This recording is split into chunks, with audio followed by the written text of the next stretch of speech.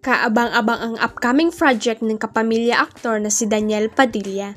Sasabak naman kasi siya ngayon sa mga aksyong eksena na malayo sa nakasanayan natin sa kanya na madalas ay bumibida sa heavy drama at romance.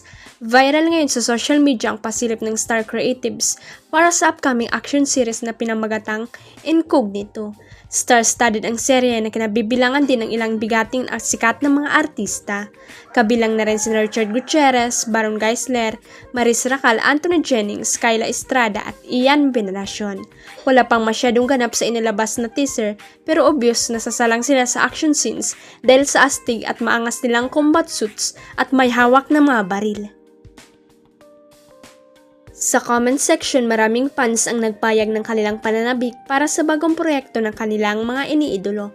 Narito ang ilan sa mga nabasa naming komento. Ito ang roots ng isang Padilla, action talaga. Astig, fire emoji. Wata, powerful casting, superb. Parang ibang Maris Racal ang aabangan namin dito. Ang angas ni Daniel. Daniel Padilla long-awaited action movie he was born to do. His career will soar so high. Clapping hands, fire emojis.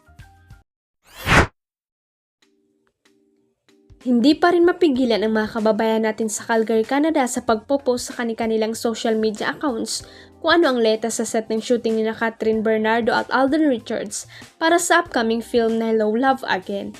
May mga kuwang video ang kababayan nating still photographer na nakabase sa Canada na si Al Gamela na tila nasa park ang Cat 10 at napapaligiran ng maraming tao at may mga nagpa-picture sa dalawang bida ng nasabing pelikula na idinederect ni Cathy Garcia Sampana. Nagbabrowse ang bandera ng makuha ng kababayan natin at napahinto sila dahil ang nagpapapicture pala ay walang iba kundi ang Presidente at Chief Operating Officer ng ABS-CBN si Ginoong Carlo Lopez Catigba o si LK kung tawagin ng kanyang mga empleyado. Huwag kalimutang i-click ang subscribe button at i-ring ang notification bell para sa latest at legit chika updates.